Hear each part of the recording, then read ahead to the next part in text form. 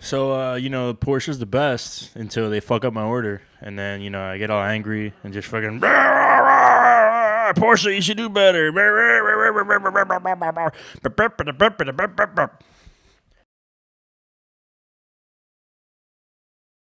Hello, everybody at home and anybody else looking around the world. This is April 14th. We are here shooting the shift. My name is Brian. I'm Donny. Okay, then I'm Serge. I'm kidding. And let's get into this because I believe we have a lot to talk about on the daily drive. All right. No. You don't want to go through this? No, I think we're back to normal voice. Not but normal voice? Yes. I'm stuck now. I am like super glue. I can't get out of the voice. You're going to have to just spit out everything you're drinking every time I talk.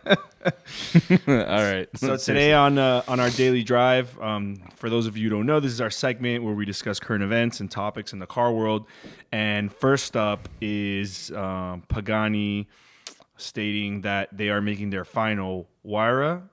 For real this time. This is for real this time. If you guys follow Pagani, you know that they are known for never finishing any car, as in they always make a special edition of the special edition of the special edition. They're known for introducing a finale and then recreating the finale, and again, and again, and again, and again. So maybe what they're saying is that this is the final Pagani Huayra, and then in like a year or so they'll do like a final Pagani Huayra S. That's like in Tropic Thunder when they're making fun of like the movie trailers and they're like, here we go again.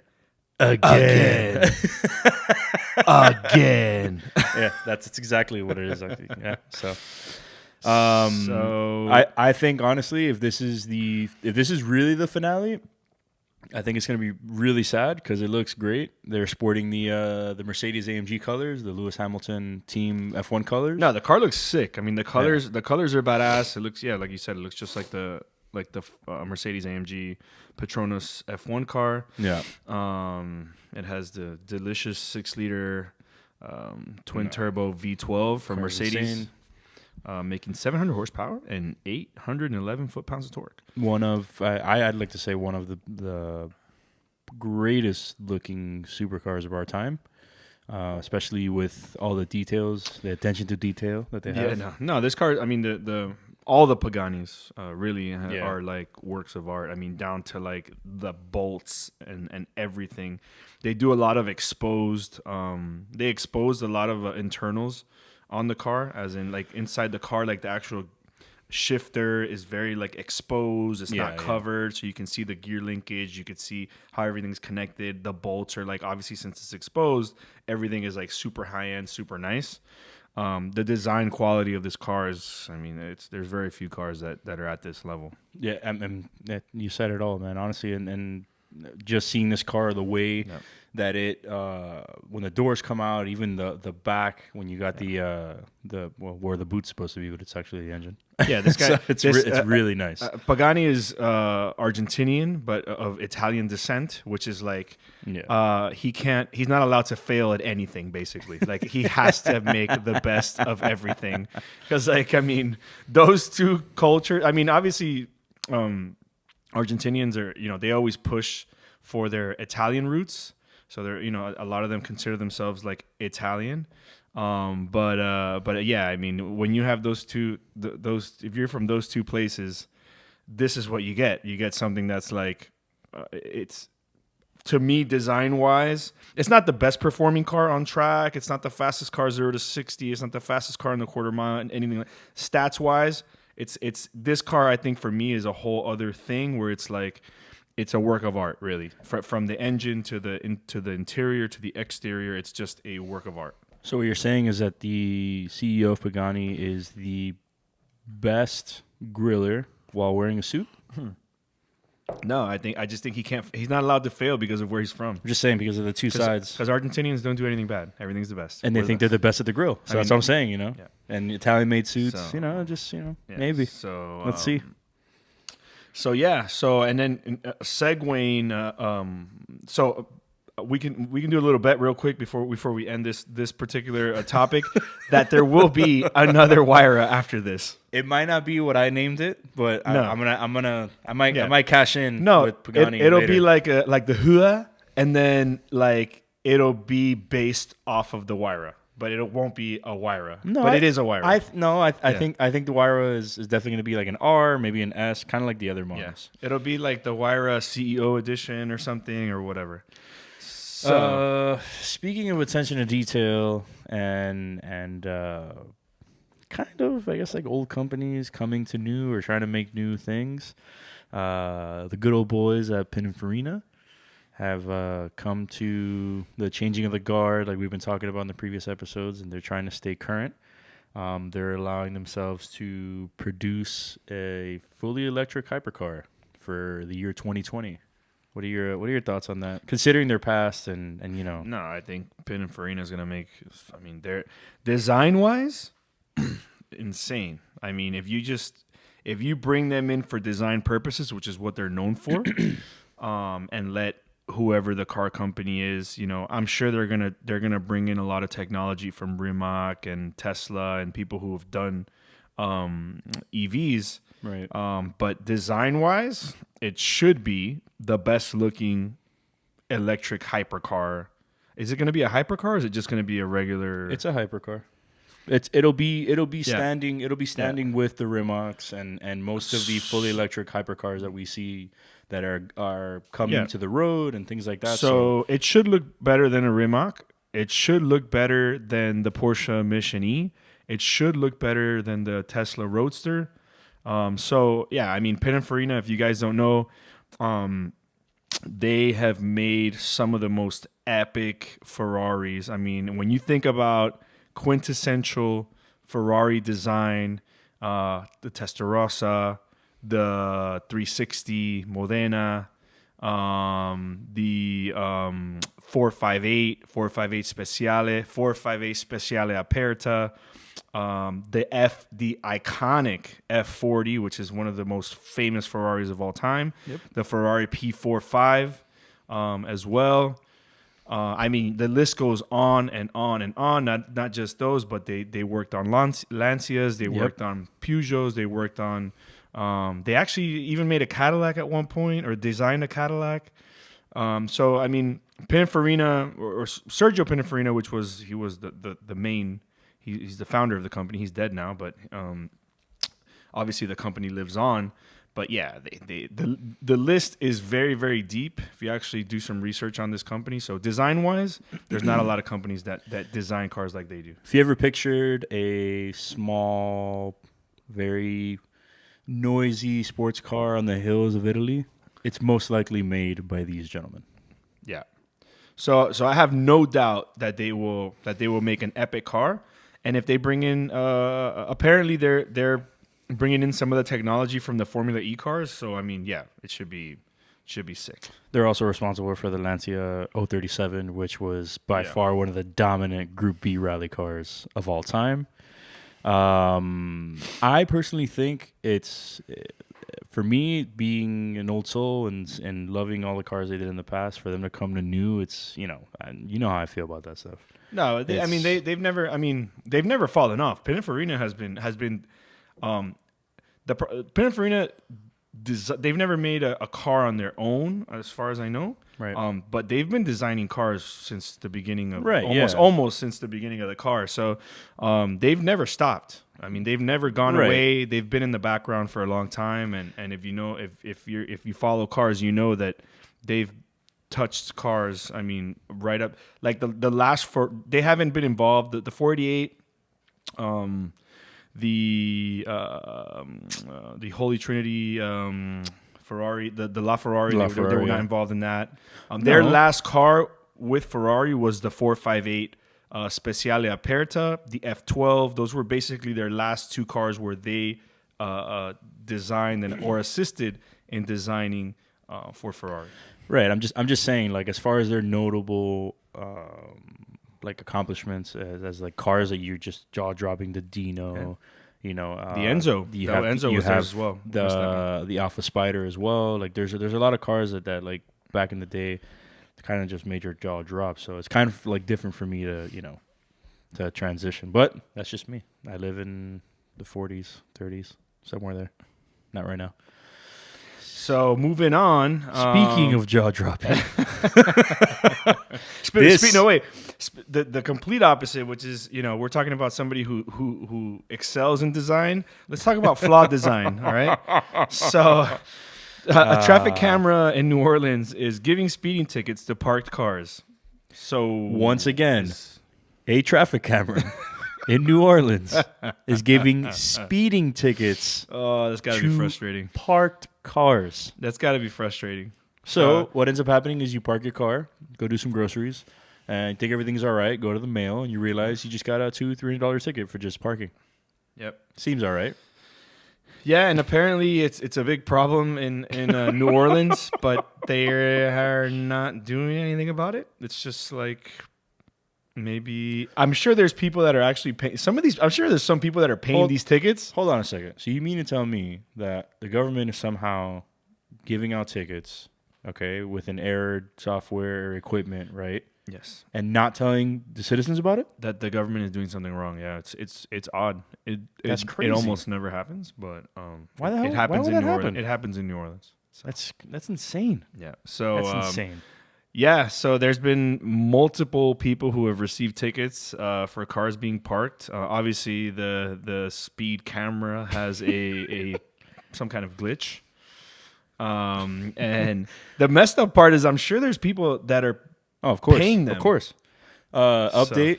These tickets are actually much more affordable than the ones in Miami because these are $110. So you could pay for maybe 2 or 3 of them before you get a Miami ticket. But they're only cheaper because they show up in the mail. Like nobody has to come give you. Like the guy doesn't, you know, it takes effort and time for the cop to, you know, take an extra 45 minutes out of your day to give you a ticket. Like we're in the year 2018 and still when you get stopped by a cop, he has to ask you the most retarded question of all time, was it, do you know why I stopped you? Like, who cares? You're gonna give me a ticket or you're not gonna give me a ticket. It doesn't matter. Like, what does it matter? You stopped me for obviously I was doing something wrong, right? Because if not, you're not gonna stop me to just hang out.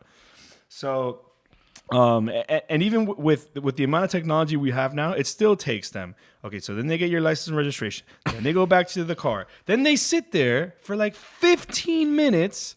This is like, what are they doing in there? You can tell. I've had a few tickets. Yeah, you could tell.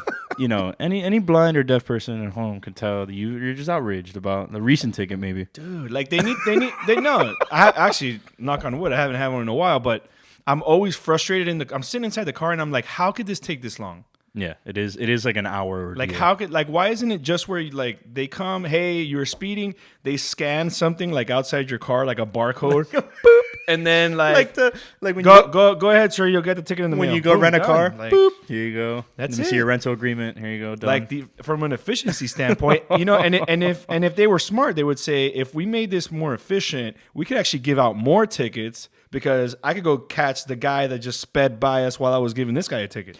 Well, because they don't have to really worry about that problem in New Orleans because they have a bunch of parked cars they can give tickets to. Yeah, because in New Orleans, you anything above negative, anything above like negative speed, which doesn't exist, you get a ticket. So. Listen, government of New Orleans, I understand. Someone needs to clean those streets, and the $110 per ticket, I am sure, is taking care of that. That's pretty sweet, man. It should say, and it's funny because they have a picture. We'll post it for the YouTube viewers. We'll post it on there where they have a car passing by, and there's a parked car, and then you see the street sign that says speed limit 35. Photo enforced. But the speed limit is actually -1. So I think the speeding ticket would have to be doubled if you're going 35 for sure. Yeah, no, 35. 35. They're impounding the parked car, and you're going to jail. License suspended. Yeah. You're going to jail. Yeah. Reckless driving. The whole 9. That's amazing. I can see where they get all the money for Mardi Gras. I'm catching on to you guys. There you go. Yeah. There you go. Now what are you going to do? There you go. Hey, if that translates into like some like free parades and stuff like that, it might be worth it actually. I think. I mean, how much does it cost to go to a good show? $75, $100. I think with this now, what's going to end up happening is that they're just going to have to give out tickets for like like the lawn being too tall or the hedges or whatnot, like gardening fees. I've been to New Orleans. Well, you've been to New Orleans too. Yeah, I can't remember it. That money's not going towards the city. No, it's not. So that's for sure. So in other news, the Rolls-Royce Cullinan. I always think of Cullinan. What's that water? Is it Callaway? It's so off. I always think of like the Rolls-Royce, like the Rolls-Royce Callaway. Yeah. It's because it's similar. For golfists who are just wanting that extra bit of luxury, the Rolls-Royce Callaway. No, son. The Rolls-Royce Cullinan is to ball out. Like no one else is buying that. Like that truck is to just like if your friend has like a Bentley Bentayga and you want to shit on him, like that's basically what the Cullinan is for. So what we're kind of on about and we're rambling about here, everyone who knows anything about SUVs, all right, obviously it's to bring out your family and somehow conquer a mountain. That's the ability of what an SUV should have. And Rolls-Royce has always been kind of for the preppy boy that has a hedge fund to live off of to go out there and whatever, but they've never really been capable of off-roading. They've been kind of what we like to call here pavement princesses. Or in Miami, it's for people who live in an efficiency and buy a salvage title Rolls-Royce Wraith or something like that. Es palo locote, mi hermano. That was where that was. So there for the most part, I'll go with the hedge fund theory, but down here it's a little different. In Miami, it's for the guy who wants to make sure that everybody at Sergio's knows he's got bank, or that he's dying paying those monthly bills. But whatever, it is what it is.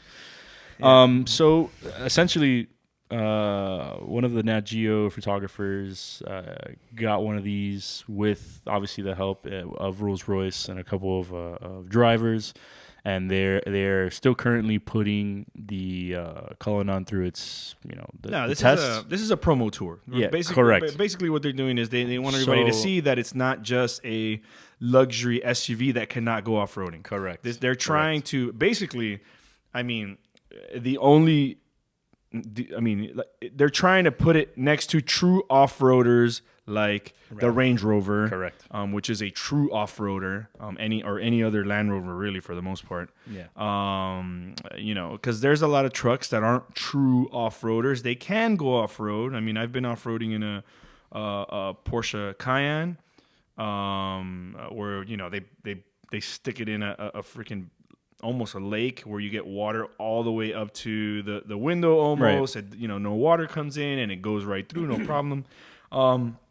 But they're trying, this is part of the promo tour where they're trying to show that this truck can actually do more than just drive from, drive to Beverly Hills and to buy stuff at the mall. So. I personally think they're targeting Range Rover the most because we all know that Range Rovers are definitely ones to if you ever had to go pick somebody up at Everest, you could probably do it in a Range Rover. Although, the price difference is stupid. Well. You can get a Range Rover SV, which is their supercharged sporty version, the long wheelbase, big with the executive captain's chairs, the desk, the whole nine. I think that truck costs low twos. The Cullinan's going to be half a mil, $400,000. So mil. But that's the purpose. Is just that now they're saying listen, it's just not all looks. You get this as well, and somebody with $500,000 sitting on the couch. Or if you're in Miami and someone else's wall in a motorhome somewhere. I think it's going to look super nice. I don't think that the Range Rover has anything to envy. No. If you've ever seen one of those Range Rover SVs, long wheelbase, those things the interior is amazing. They're super nice trucks. And for $200,000, $200 and some thousand, that's already crazy. I don't think that you really need to spend $400,000 on an SUV, to be honest. Well, we are talking about the people who have, like I said, $500,000 laying around. No, for sure. Just whatever. If you're a Rolls-Royce fan and you love Rolls-Royce and you just want to, I get it, whatever. It's at the end of the day, everybody, spends their money however they want. I just think that for what you're getting, I don't know if you're getting that much value like out of the car. Right, but it's just, you know, it's you have quite frankly a beautiful SUV, okay, that can also, if you somehow stumble upon rocky curved mountain when you come from like Bird, from Publix, and you just want to, you know, curve that up, and you're like, all right, cool, you can. No, I mean it's gonna look sick. I mean, I think based on the spy shots that I've seen so far, it looks. I think it's gonna look really good. It's gonna look a lot better than the Bentayga for sure. So basically, what it is that there's a Nat Geo photographer and the team from Rolls-Royce that are taking this truck through its paces. They're going. They're doing a set of videos on YouTube or a series through Scotland all the way to the United States. In very extreme areas where, you know, an SUV of other capacities that were made for that would be able to excel in. So like Bell Harbor, Miami.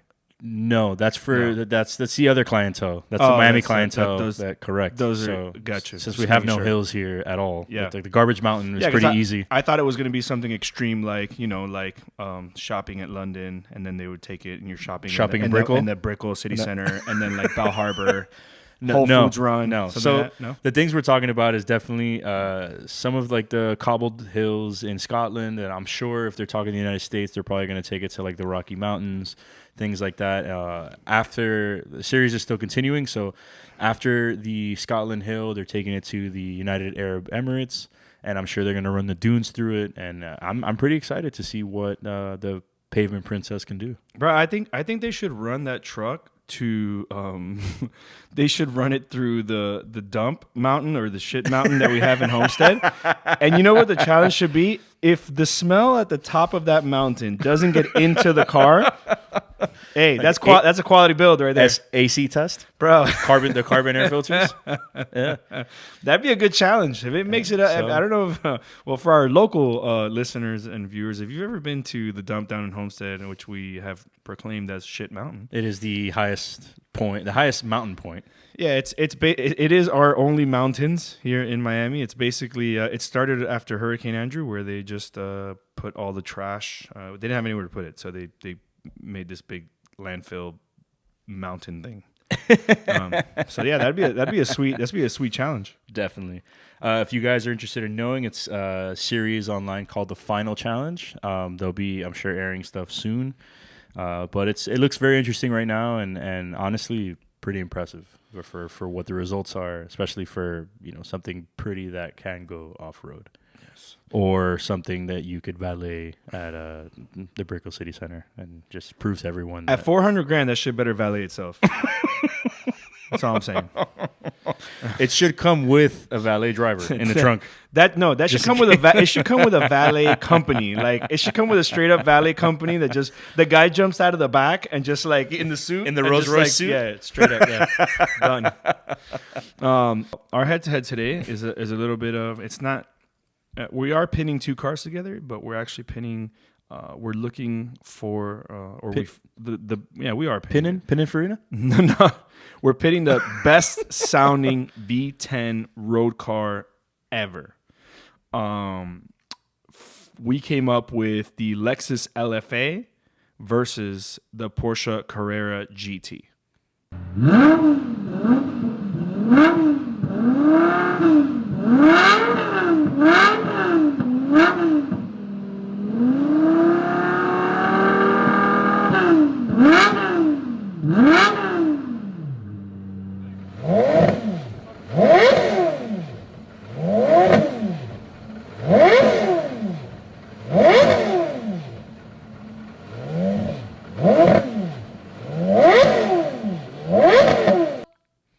So I think we should start with the best and overall winner here of the nicest and I want to say jaw-dropping and crisis-having noise coming out of a V10. No surprise here.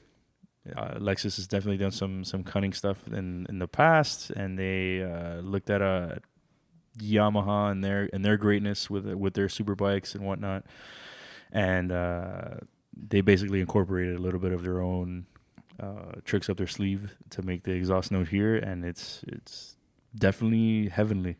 Yeah, this was pretty much the they did a lot of things.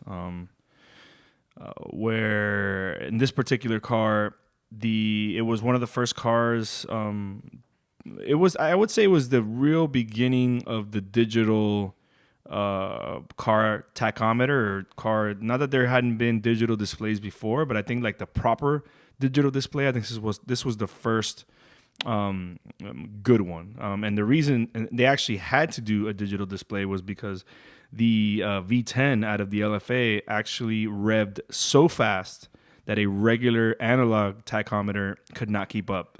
So they were forced to go digital, and that's the reason for it. And then they had Yamaha assist in the exhaust note of the actual V10. And it is to me one of the best sounding cars. The Carrera GT is the only other one that I would compare to it when it comes to V10s, because we're specifically talking about V10s here.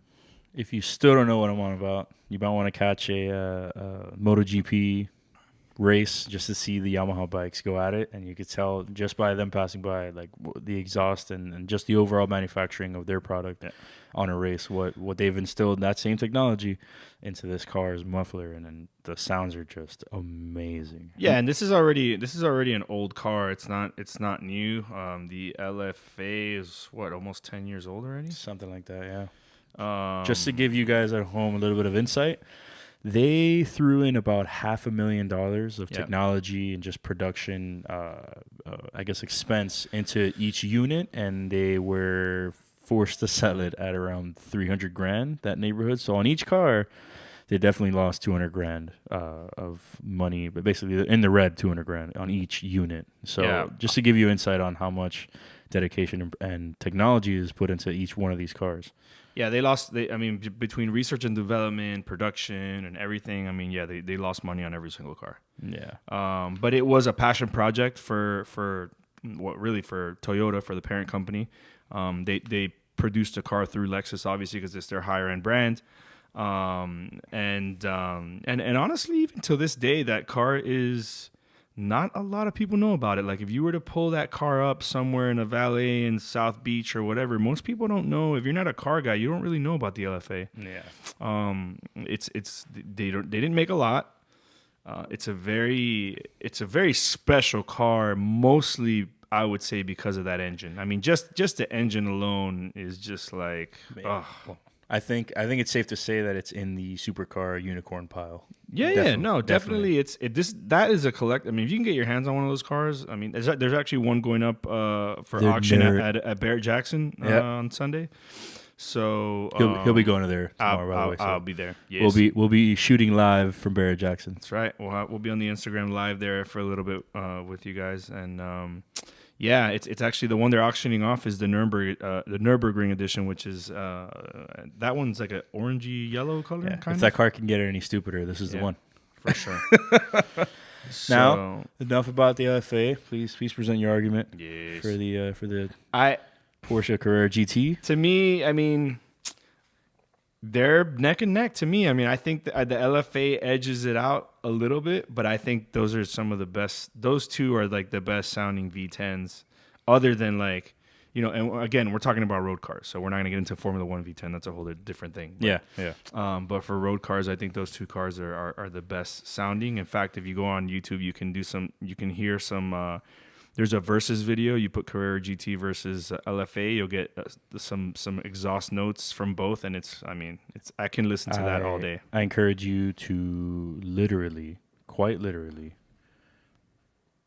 put a surround sound or something or whatever you have. Buy a surround sound system, all right, or a sound bar, whatever you have at home, and a new set of ears, all right, and then just. Put it up to 10, whatever. Who cares if you blow out your speakers? This is totally worth it. Yeah. All right? So play that. If your wife or your mother or whatever living situation you're in screams at you, just tell them to shut up for about 5 minutes. Because you need this.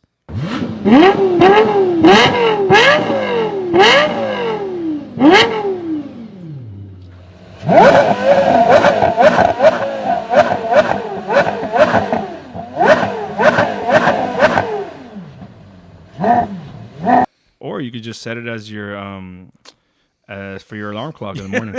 That's it's good stuff. So yeah, I mean they're both similar. The engines are very similar. One obviously produced by Porsche, one produced by Lexus. I think the edge on the LFA is the fact that Yamaha did the exhaust, so it gives it a little bit of the difference is the LFA has a higher pitch noise, a little bit higher, but the Carrera GT sounds pretty epic, and it sounds even more epic with those turret-styled exhaust tips that it has. It looks like it's two guns about to shoot at you. So I think the biggest difference here is that the Carrera GT seems like something someone can manufacture, and the LFA seems like the aliens built it. Well, it had to have been an alien that built it because I don't think I'm pretty sure that car doesn't even have cup holders. So. No. So, but who with that exhaust and that engine? Who the hell needs those? No, don't drink in the car. You don't even need a radio. Yeah, don't. No, you don't need any of those things at all. Steering wheel, seat, done. So yeah, I think it's close, but the LFA would definitely wins this one for both of us. Yeah, there's no argument there but, at all. I'll take either one. Actually, the LFA is cheaper. So. Viewers at home, if you guys have either of these cars and you just want to give them to us, just to look at, we don't really want to own them. Yes, just want to look at them, maybe take a couple joy rides, go to dinner in Brickell, since that seems to be a thing now. Just for one night. I'll take. Be fine. Any of them. Please contact us. The Carrera GT doesn't have traction control, so that one appeals a little bit more to me. Yes, to any banking side of the Turnpike or the Palmetto. And it's a target top, so there you go. For Miami. So that can get ruined? That's right. So your lovely hair can get ruined. That's right, because when you're listening to that beautiful symphony, the last thing you care about is your hair. El pelo de novelero. That's right. Que tiene mi co-star. Novela hair. That concludes the head-to-head, and Sarah's going to take over on a little bit of news on the F1 world and the gentleman, or shall I say the statesman, that is getting angry at the rebranding of the whole thing. Take it away, Sarah. And I'm wearing our people on the podcast can't see it, but I'm wearing a Kimi Räikkönen expired shirt. Show them that greatness.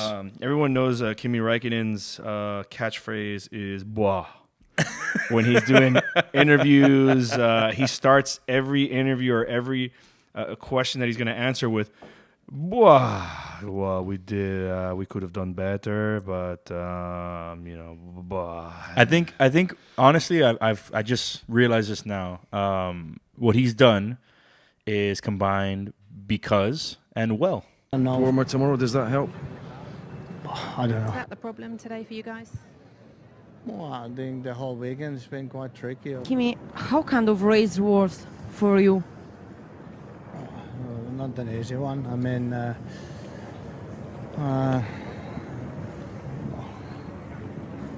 not the best starts. Can I ask you, why did you choose the strategies with 2 pit stop? That was the plan. Technically, you had a positive answer from the car this weekend. Well, it's been... I think it's just but he starts with blah. Yeah. But if you go on YouTube, which is pretty hilarious, there's a couple guys that made songs with that soundbite of blah. They've made these like EDM house songs. Hilarious. Last 2 years exiting the hairpin, you've spun in exactly the same manner. Have you guys got to the bottom of what that was and how that happened 2 years in a row in the same corner?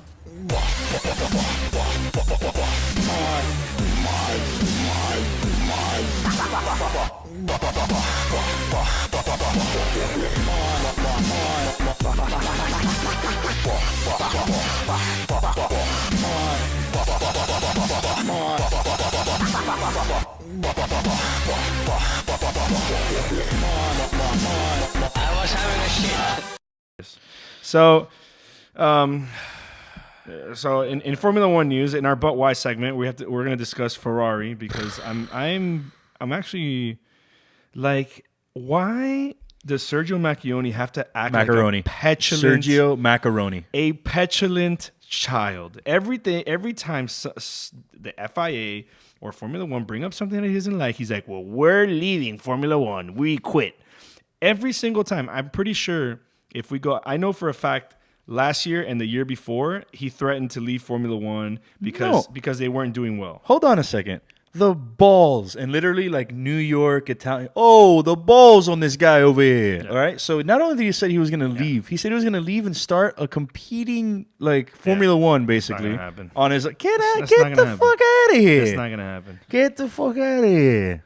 That's not gonna happen, and in reality, he's not leaving. He uses this as like a negotiating tool, but it's like annoying because like every year we have to hear about Ferrari potentially leaving. Like, dude, leave already. Like, just get out. Like, there's so many teams, just get out of here. Yeah, just like if you're gonna leave, just leave. Like this time it's because something that I actually agree with is that Liberty Media, who's now the promoter, it's not Bernie Ecclestone anymore. Is trying to level the playing field when it comes to money spent in Formula One, because like we've discussed previously, the teams that can't afford to do research and development and do all the things or don't have the backing of a Ferrari or a Mercedes or these big companies or Renault. They're at a disadvantage because they don't have the money. So Liberty Media is trying to make it a little bit more of a level playing field. So there's more competition. There's more overtaking. There's more of a mix of teams that can potentially win, not just like, okay, Mercedes, Ferrari, or Red Bull are the ones that are going to win, basically, which is what it's been in the last, recent history. I would say close to the last 10 years. Right. Or more. Yeah. So that's the idea behind it. And Mercedes is not too far behind. They've complained about it as well. Not as they're complaining with the deal. They're saying we're not in agreement with it. We need to work something out. They're not saying they're going to leave the sport, which is like I'm like, come on, dude. Like Toto Wolff and the Merc team are definitely wanting to find a solution. Yeah. They're not going as like drastic. And just in case you guys don't know about this doesn't really touch the salaries of the drivers. It's mostly just for the rest of the team as a whole, except the drivers. The drivers have their own salaries, and that's been explained. And for a team like Mercedes that spends $150 million a season, not including the driver's salaries, a $40 million cap is a problem for that size of a team. So that's all they're saying is that, listen, that's an issue for us because this is how much we spend, and so which is like triple, quadruple that. So Ferrari, get over it. Fix it. Like just like stop the whining. Like maybe you shouldn't say you're gonna. Maybe if you're gonna quit, it should be because you're running over your pit crew. That might be a reason to quit. Like not because of anything else. I still believe. Maybe Kimi was drunk. I mean, I like. It wasn't Kimi's fault. Like there's a guy in the front. I don't know if you guys have ever seen. There's a lot of people around a car when it comes into pit in Formula One. There's a guy, there's actually there are three people. There's one particular person that releases the car. Okay, so without that person, the car can't go. There's three people, two in the front and one in the rear that have an override function that if the front guy releases the car and something's not finished in the back, they can override it. And the light in front of the car goes back to red. Yeah, no, it's right? It's definitely a so. team. So no, they messed up. The guy that's switching out the tire is not looking to see. He's only looking at that tire. He's not looking at anything else. So it's those guys' duty to make sure that doesn't happen. And they're gonna get a pretty hefty fine for that for sure. Update on the gentleman. He not only was it just a clean run over, he actually broke his leg. So you watch the video. It's broken. Yeah, he broke his leg. He's been to hospital. He's should be doing better. We hope he recovers for the sake of the team. I'm sure he's pretty well at his job. But yeah, I think honestly, just stop being a little baby, man. Just if you're gonna quit, go. Yeah, just quit. Just give room to other people to race. Yeah, just negotiate the terms. Like don't be a douche and hire somebody from the FIA and give them a 6-month cure period when it was supposed to be when you were asking for 3. Like stop. Yeah. You guys are doing well in Formula One. Like, do your stuff in the background, negotiate, whatever the case may be. But like, you come off as a child every year. Oh, Ferrari's gonna quit Formula One. Like, oh, it's like no one believes you anymore. It's like the girl who cried wolf. No one believes that Ferrari's gonna leave Formula One. It's never gonna happen. Shut up about it and just negotiate your deal and get over it. So that concludes this Sunday's rant of car news and everything else in between. Like, subscribe, comment if you guys have anything to add. If you guys believe that the two V10s that we mentioned aren't in fact the best V10s out there, or there's a better comparison, please comment below. We would be taken away by that. I'd be very surprised. Please comment below. Let us know. Contact us. Maybe anything you guys want to hear about or certain topics or something like that. Let us know. We'll be happy to take it in consideration. Remember, tomorrow we will be at Barrick Jackson live on Instagram. If you guys want to see some juicy but lovely vintage, new, and surprising, breathtaking cars being sold. Or if you just want to see my hair. If you just want to see his hair, exactly. We will have a live demonstration of his hair and the wind, and to see what exactly happens to El Pelo Novelero. Nah, my hair doesn't do. It's not. My hair's not Pauly D's hair. Like, it doesn't do well under wind. I think the people still want to see how destructive the wind is against your hair. So that will be something on the live. I will make sure that our lovely producer makes it so. All right. Yes. So thank you for tuning in, and see you next week. Thanks, guys.